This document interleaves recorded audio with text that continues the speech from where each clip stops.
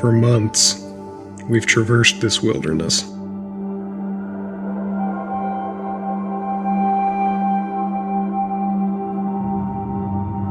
Sand, heat, and smoke have defined our pilgrimage. Sand from the coarse desert floor, heat from its vast, empty skies, and smoke from the incense of our prayers.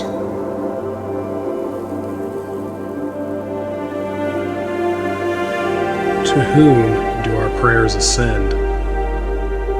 To whom does our incense rise?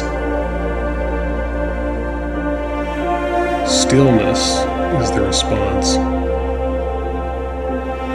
yet the star still shines.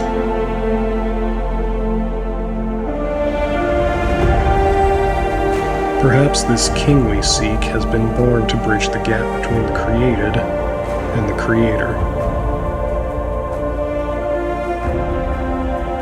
Will this journey's end mark a new beginning?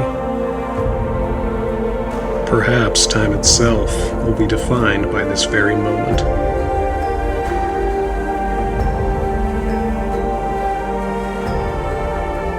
When we reach the end of the road, will we leave the same, or will our path be forever altered?